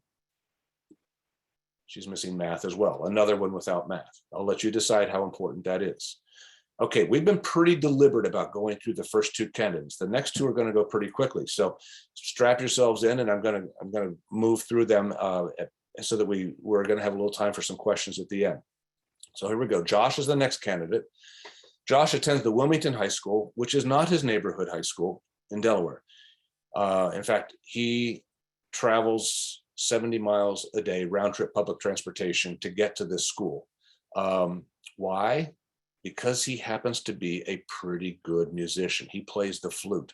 And the school that he attends, Wilmington High School, has a fabulous orchestra. He is the first chair flute player in the high school orchestra. He is the first chair flute player in the Wilmington Youth Symphony. He's had an internship in the Pittsburgh Symphony. He's played at the Galway Festival, played at the Tanglewood Festival. He gives lessons. He plays for weddings. He's really quite good. He, like many of you, needs to reveal his talent in the application. He needs to burn a CD, make a tape, do an audition, provide a portfolio. And as I say that, some of you are saying, but that's not what I want to do when I go to college. Does that mean you're going to retire when you're 18? You don't have to, you know. This is an opportunity for you to take your talents elsewhere. And these schools have dance troupes and chorales and bands. They need talent. They need you. Let them know what you have to offer. Athletes do it all the time. Why not? Musicians, artists, and dancers. Josh needs to let us know more about his performance. Josh also, I need to click through here, is a member of the Model UN. He's a member of the Pre-Med Club. He's a member, president of the Model Building Club. That model building, not modeling, but they build model trains and airplanes and automobiles and that kind of a thing. He is a winner of the History Award, loves World War II history, and won the award based on some work he did there. And he is, I'm going to get a number of things to click here. He is not going to require financial assistance. And then finally, he says, I'm undecided. I shouldn't have said finally, but I said importantly, he says, I'm undecided. Now, is that good or is that bad to be undecided? I'm going to go with neither. And I'm going to stress this because a lot of the students listening right now are stressed by this question about what are you going to do when you go to college. In fact, you might be even saying to yourself, well, how can you guys expect me to go to college if I don't know what I want to do?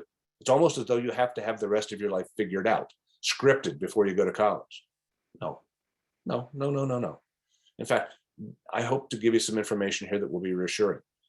2/3 of college students will change their mind at least once about their major. While they're in college, they'll change their mind at least once. Half of them will change their mind twice. So to be uncertain now puts you in good company. Don't sweat it. You're normal. You're okay. The mistake some of you will make is this. You will apply to a university. The university application will say, tell us now, what is your major?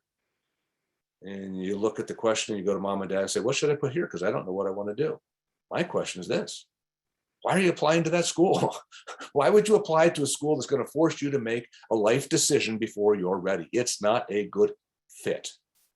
Look instead at maybe a liberal arts college, a general studies program, a place that will allow, or better yet, encourage you to explore before you make those important decisions. To be undecided is not a problem, especially if you're applying to a school that welcomes the undecided. He's going to get an interest index of a 3. Let's rate his program. You see English, Calculus, AP Physics, AP European History, and Orchestra. Let's see if I can get to the poll here pretty quickly. So it's going to be moving us forward to, and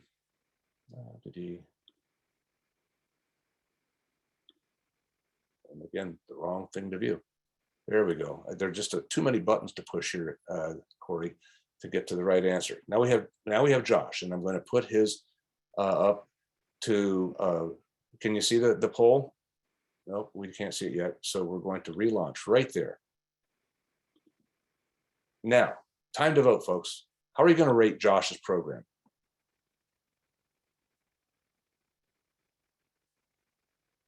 Love the participation. You guys are all over this. And it looks like we have a pretty clear pattern here. The plurality is coming in at a 4. So I'm going to let you see that. And a fair number of you said a 3. And that's pretty consistent with where I would go. I would give him a 3++. I can do that. I'm the guy who wrote this, okay? It's just a little bit better than Danielle's program. So let's take a look at why I go there. He has AP Physics with an A. He's got AP European History, strong math, solid English. He gets credit for orchestra extracurricularly, but what's missing? What's missing? We're wondering where his language is. His language isn't there. Now, look at the pyramid again. You see the line under his name, that line under Josh? Just take that line all the way across and imagine this. Below that line, folks are going to say, hey, it looks like he's of Korean descent. In fact, he's bilingual at home. So he's got language. There's no issue here. Don't worry about that. Above the line, this is very important. They're going to say this, Josh, it looks like you had Spanish through your junior year. Where did it go? Why did you drop it? They want to know. They can be that discerning. Okay, so it's really important to keep that in mind. The pyramid is instructing us about the relative importance of some of these decisions that students are going to be making. Now, I want to share with you what a 5 might look like. A 5 has 2 elements, basically. As breadth and depth. Breadth is going to be 5 courses: math, science, social science, language, and English, the 5 major food groups academically. Depth will be 4 years starting when? You got a hint of this earlier, starting in your freshman year, not 8th grade, 9th grade. So this speaks to some myths that might be out there in the hallways at Montgomery. Do you ever hear this? Well, I've satisfied my graduation requirement in math, so I don't have to take any math next year. Or, well, they start us early in language here. I've had language, since I was in 8th grade. So I've had my 4 years and I'm all set there. So I don't have to take language next year. I mean, senior year starting to shape up pretty nicely, right? No math, no language, a lot of free time. And then you'll hear this. The colleges don't really look at the senior year, do they? What do you think? What do you think? Do you think there's an accident at all that I've been showing the senior year for all these candidates? Here's the deal. The harder it is to get into a college, the further up the pyramid you want to go, the more important your senior year will be as the #1 credential. The #1. Those schools want to see what you do when you don't think you have to do anything. Oh yeah, it'll be at precisely that point in time, maybe winter of your senior year when they're making final decisions, precisely at that point in time when you don't think anybody's looking anymore, that's when they look, that's when they decide. Don't give them a reason to say no. Sprint to the finish academically. Speaking of sprinting, we have one more to go. I'd like to introduce you to Hobie. What do you think about Hobie? Okay, you see where she's coming from, the things she'd like to study. Quick look at her academic record. Do you think she's on the playing field? I'll just say yes. Maybe barely, but yes. So why are we bothering to look at Hobie? A quick look at her extracurriculars bears this out. In fact, there's probably a little note on the outside of her application that says, we want her. She's a tennis player. She's not just a tennis player. She's #1 in the region, a region, Florida, where they play a lot of tennis. She's an Orange Bowl quarterfinalist. There are not many young people who compete at that level, and she's free. Now, just based on what I put up there in orange, do you see the conundrum that we have at Easton? This is a young woman who is good enough as a tennis player that she's probably going to get Division I NCAA athletic scholarship offers. We can't offer her that because we're Division III. And because she doesn't need any financial assistance, her family's going to have to pay $65,000 a year for her to play for us. Is there any logic in that? Do you think she's coming? Well, before we dismiss her out of hand, we have to deal with our coach, because our coach has been working with her at camps and tournaments and established a relationship with her over time. Okay. Then the coach is sitting on my doorstep every day and reminding me of all the meetings that he's had with them. And he says she comes from a lovely family, and boy, are they loaded. Don't worry about the money. They just want to, her parents just want to make her happy. And he's kind of setting us up because he's giving us this litany about how good she is and how sweet she is and how competitive, all that kind of stuff. Then one day he comes into the office and says, you know what, we've been talking about Hobie. If you take her, she'll come, we will win national championships in tennis for 4 years. And that can happen, frankly. That can happen in a small roster sport. So I'm going to say to the coach, prove that she's that good, prove that she'll come. She's that good. Proof that she will come involves the squeeze. And some of you are athletes who might have already been squeezed or will be squeezed in the near future. The squeeze occurs when the recruiting coach approaches you and says, you know what, we've been watching you. We like what we see. We've got you on film. We see a place for you in our program. Oh, gosh, we got to get you in first. So today's Wednesday night. So if you can commit to me, the coach, by noon on Monday, I'll take care of everything else in the admission process. You'll be all set. And that's pretty encouraging, don't you think? I mean, if you're ready to commit by noon on Monday, coach has got you, you're going, you're all set. No more worries. But if noon on Monday comes and you still wanted to see some other schools, talk to other coaches, you're not quite ready to commit to this coach is going to say, I get it, not a problem. I got to move on. Have a nice life. Have a nice life. By the way, this young woman with these credentials can get into any school in the country, any, including at the very, very top of the pyramid. I've confirmed it personally. Not because she's a brilliant student, but because on their playing field, she's right at that JGB line academically. She's right at that line academically. But if they won a national championship, they know where to find it. Okay. I'm not suggesting that any of you are Hobie, but I'm telling you, she's in the competition in multiples. There are many, many Hobies out there. And as a result, there may be some decisions that don't work in your favor because a Hobie was admitted instead. Okay, that's just the way it's going to be in this admission process. So she's on another team. The other team is this math team, a team that competes third in the state. Now, just a quick look at her credentials. Would you imagine she is an integral member of that team or peripheral member of that team? I'm going to go peripheral. Probably not a heavy hitter at all. Maybe a caddy for the program. Okay. And then she says, well, I'm interested in computer science and math. All right. Why, in the abstract, might we be interested in that information? In the abstract. Well, here's the deal.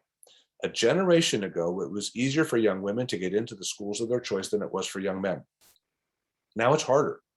Now it's harder for the women, except in math, science, and engineering, the STEM fields. Do you think Hobie's read that memo? She says, look at me. I'm your computer science math person. I'm on the math team. I even have, don't look at my grade, but I have calculus too. Do you think she's kind of trying to backdoor us on this math science thing? I'm inclined to think that. And by the way, given her overall presentation, I would say math science might be interesting to schools in the bottom inch of the pyramid, not anywhere else. All the way to the top, though, those schools will be interested in tennis. Interesting how these things work out.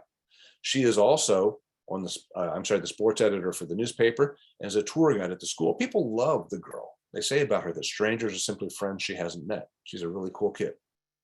Now, what do you know about the International Baccalaureate? Some of you may be familiar with this, some not. Real quickly, the IB, International Baccalaureate, is a 2-year college preparatory curriculum that many schools will offer for students in the junior and senior year. Students who are in the full IB program will be taking 6 courses junior year, 6 courses senior year that are at the AP level, all of them. Students who finish the full IB program and do well on the finishing exams are often granted a year of credit in college. So it's a very rigorous program. Hobie is not in the full program. but instead she has certificate courses like AP courses in English and in history. You see that she also has psychology, calculus online, environmental systems, and Spanish 5. Let's see if Peter can manage the poll here for us to look at another opportunity for you to rate, okay? So I think I did a pretty good job. We're going to now relaunch the poll. Can you see the poll now? How about you rate this? 5, 4, 3, 2, 1. 5 is the most rigorous program you can imagine. 1 is the easiest. Corey, I'm loving this because Montgomery folks like to participate with polls and they like to vote. That's good stuff.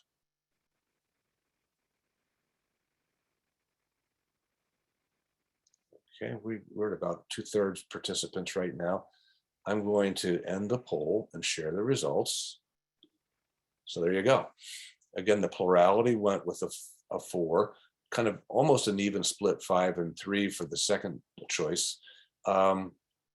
So I'm going to give her a 4 with this. I'm going to give her a 4. And the reason for it is colleges and universities are really smitten by the IB program. And it's regarded as perhaps the most rigorous academic program in the world, okay? So she's got IB English, IB history, she's got calculus. Now it's online and we're gonna wanna do some more research on that to find out exactly how substantive that course is. And then she's got Spanish 5, which is a fairly rigorous program. Now, as I'm talking about these things, I can almost sense your eyes going here to the grades that she has. You saw I just put up a 5 for her on the interest index too, incidentally. She's on campus for a recruiting weekend. But look at those grades, okay? She's barely passing some of those classes, isn't she? Which is important for us to understand, because in this conversation about candidates and courses and rigor and that sort of a thing, it's easy to get caught up in the rigor piece and say, well, she has the best program, we need to take her.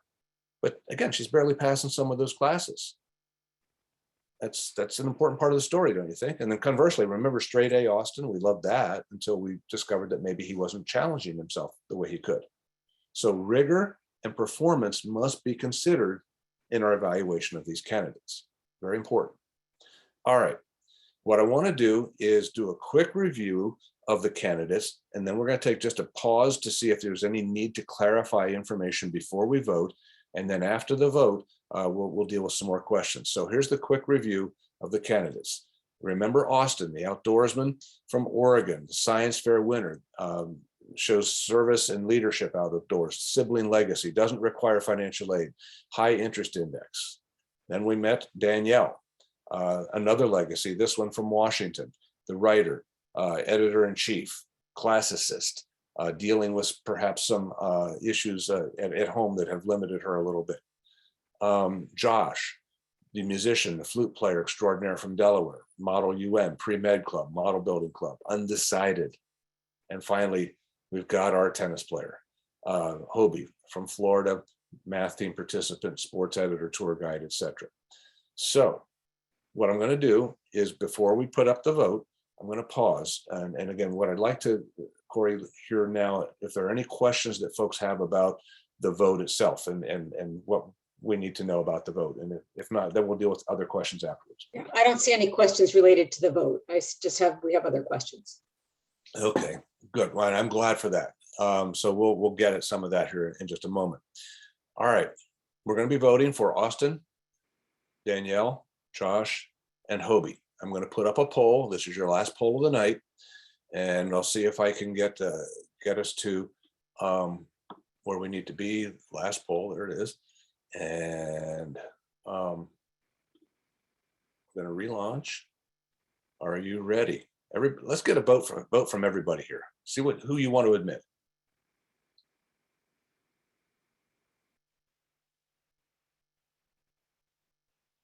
I don't know if you can see what I see, but it's kind of like one of those horse races and watching to see which line advances furthest right now. Okay, 60%. Let's see if we can get it to 75% vote tonight.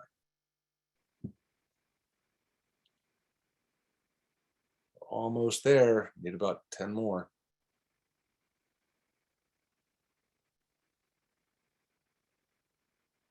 Wow. Okay, we're going to call an end to the poll. I'm going to share the results. Look at this. By 3 votes, you took Danielle. You took the only one who's going to cost us $45,000 a year. And that's okay in financial aid. It's okay. It's evidence that students who need assistance can make compelling arguments. Enough of you in this vote, enough of you thought that among the 4, she was worth it, that, you know, whatever might be out there in terms of financial aid or need could be accommodated. So good job. Good job. When I do this program around the country, and I've done it lots of times, hundreds of times, who do you think gets in most often? Actually, it's Danielle. You voted with the majority. Second most often, Josh, then Hobie. I mean, your vote kind of mirrors the way things go in general. I've done this program for 20 years. Austin has been admitted one time. One time. Now, I want you to think about what you've done, not who you admitted, but how you got to this point in the exercise. That's the power of what we're trying to do tonight. If you go into this process expecting the outcomes to be fair and logical, what have we learned? Not much of that going on. What I want to share with you now are 5 keys to success.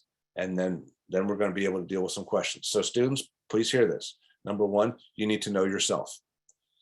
The more you can reflect on who you are, what you want to accomplish before you even begin to think about colleges, the easier it's going to be for you to make good decisions about where to apply and how to present yourself. But it starts with self-awareness. This whole journey is about you and knowing yourself. Number 2, what you need to do is know what you're getting into. We've covered that pretty thoroughly tonight.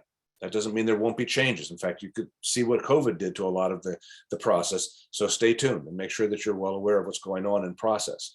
Number 3, students, this is for you and about you. Make good choices. You need to remember that every day of your lives is an opportunity for you to make choices that have a bearing on how you live the next day. Choose well now so you have better opportunities tomorrow. Choose well now so that when it's time to apply for admission, you have better opportunities in admission outcomes. Number 4, you want to take advantage of the opportunity with your application for admission to tell your story. Be thoughtful about how you use every part of the application to connect the dots. Create a clear picture of the person that we should be considering for admission. And number 5, you want to, oops, I lost something there. Wonder what happened there. There we go. You need to believe in yourself. You need to believe in yourself. Peter's not too facile with the technology tonight. This process is going to be long, hard, challenging, expensive, aggravating at times. There will be times when you kind of throw your hands up and say, why do I do this? Why do I bother? You need to believe that you are worth every bit of time and effort you put into this process. And then you will find the outcomes that you so richly deserve. I hope this has been a useful exercise for you tonight. We've given you a look at the admission process. We've talked about a lot of things, and I probably have stirred up a lot of questions. So maybe we can give about 10 minutes to questions and see what we can accomplish. Corey, it's all you. Okay. I have a couple questions. So there were a couple of questions about non-academic recommendation letters and the importance of them. Generally speaking, there's only going to be space in the application for academic letters of recommendation. You'll be asked for a letter from your guidance counselor, as well as letters from probably 2 teachers.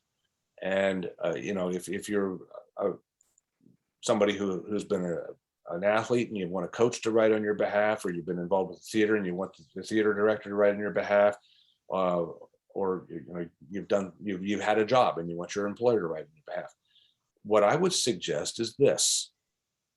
Write, remember what I said about the girl who was concerned about Spanish? Write to the college admission officers at the schools that interest you and say, I understand that there's a limit to the number of letters of recommendation I might submit, but my employer has offered to write on my behalf. How might I attach that letter to my application? Okay, let them give you some guidance on that. And if they say, we'd be happy to see it, and here's what you need to do, now you know how to do it. They might say, you know, to tell you the truth, we're just not going to have time to look at it or the space to look at. So you let them be the experts for you in answering that question. Okay, and that kind of leads into another question about how to become familiar to colleges, not a stranger. How to become familiar to colleges, not a stranger. It starts with the little things. For example, when you have opportunity to participate in information sessions, either at school or maybe some information sessions done virtually by the colleges, take advantage of them, show up, and don't put an avatar on your your tile on the screen. Be part of the exercise, okay? When there are opportunities to visit college campuses, and I think there will be more of them in the coming months, take advantage, get out and see these schools. But you want to avail yourself of exposure opportunities as much as possible. You don't want to be a pest. You don't want to be in their face all the time with nuisance questions. But whenever you have a question that can't be answered by information easily found on their website or in their literature, that's like asking about course selections, asking about letters of recommendation. Those are the kinds of things that can help you get on their radar screen as well. And that is students asking those questions. Yeah, absolutely. Mom and dad, you can't wait for this process to get going and to get over and to get your kid off to college. But you know what? Your student has to take ownership. Colleges are not going to be very patient with parent asked questions. They want to hear from the kids. Question about looking at a cumulative GPA, or will they look at a trend in the GPA over a high school career? Yes. Okay. I'm sorry, I don't mean to be flippant about it, but the cumulative is obviously going to speak the loudest. And if it's a very high cumulative and it's clear that the student has been working at a high level all the way through, that we don't need to go any further. But if the cum is down just a little bit, then we're going to look for patterns, and we want to see patterns that show the student finishing on the upward trend. Right. So another question about GPA, how important is weighted GPA? For instance, they have a few honors and lots of AP, or a few honors and CP courses. Is that fine too? Well, there are really two questions there about weighted or not. And colleges that are selective in this process are probably accustomed to looking at a weighted GPA. And if the school doesn't provide it, they'll weight the GPA themselves. They'll recalculate the GPA. But remember what I said about course selections when we were talking about Danielle. You want to move to the next logical level of rigor for the student. And you'll know what that is. If you've got, I'm just going to go with an easy one right now. If you're involved with the language and you've got French 3, French 4 is the next course. Mm-hmm. You know, it's not a lateral move into another discipline or something like that. French 4 is the next course. So you want to keep doing things that make sense that way.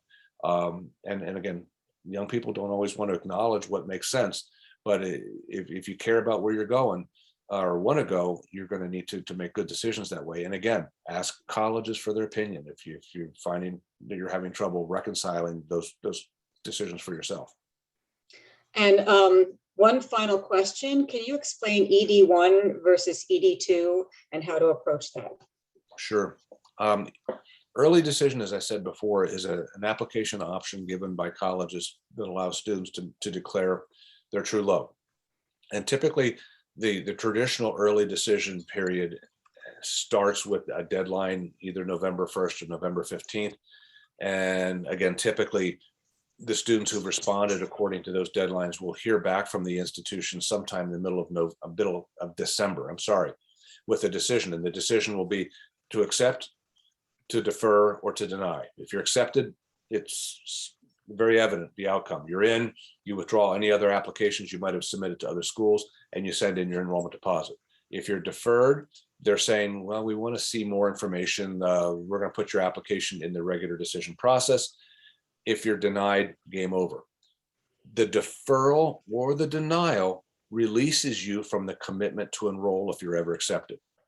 You understand? You become a free agent if you're deferred or denied. Now, I'm going the long way to answer this question, because a fair number of colleges and universities offer a second opportunity to apply early decision. Okay, and that second deadline might be middle of January or even February 1st for a round 2 of early decision. And it is perfectly okay to apply early decision to a second school if your first early decision school has released you from the commitment. In other words, if you've become a free agent, you've been deferred or denied. All right. So I'll just explain how this worked for me. When I was at Franklin and Marshall College, we had a round 1 of early decision only for many years. And it became clear to me that at the same time a lot of these round 1 early decision kids were applying to us, they were submitting applications to other schools as well to see, you know, what might work out there. So it occurred to me, we're probably getting applications from kids regular decision at that particular time who were applying to schools that were more selective than we are. So I told my staff, let's try a round 2 of early decision with a February 1st deadline. I said, those kids who are applying early right now, not early decision, but are applying ahead of the deadline for regular admission, show them some love. Pay attention to them, because a lot of them aren't going to get into their current first choice schools. Sure enough, there were a lot of kids who were deferred or denied early decision at other places. And suddenly we became the new first choice. And because we were treating them well and respectfully, they gravitated to us in short order. So round 2 of early decision for us and for many schools was actually more productive. Round 2 allows students who might not have been certain of their choice earlier in the fall. Now, over the holidays, you have conversations with a lot of people, your family and friends, and you maybe have a chance to visit again. And now your interests are becoming clear. That round 2 can work for you. And it doesn't have to be a rebound application. You can end up at round 2 without ever having applied anywhere round 1. That's okay. But the rules for round 1 and round 2 are the same. You're admitted, you're going to go. You're admitted, you're going to go. That's the commitment that colleges are looking for with either round 1 or round 2. Okay, great. Thank you so much, Peter. I think that's all the questions for tonight. I really appreciate you spending this time with us. It's very valuable, and there have been many thank yous in the chat for a wonderful presentation. So, and I appreciate you permitting us to record it so we can post it on our website. Thank you so much, Peter. I appreciate that, and I apologize to everybody for my clumsiness with the polls and with my technology here. But I'm just glad that we can get together and have this conversation. And I hope I'm not speaking out of turn when I say if you have any questions that we haven't dealt with tonight, I'm happy to hear from you. My email address is peter@bestcollegefit.com. But I also want to say that's not a plug for Peter, because you are served by one of the best in the country and in terms of Corey, and then of course her colleagues in the guidance office. So please do take advantage of the expertise that they bring to this process. Absolutely. And we have a lot of wonderful things on our website as well. And that's where this will be posted within the next couple of days. Cool. So thanks so much and have a good evening, everyone. Take care. Be safe. Bye-bye. You too.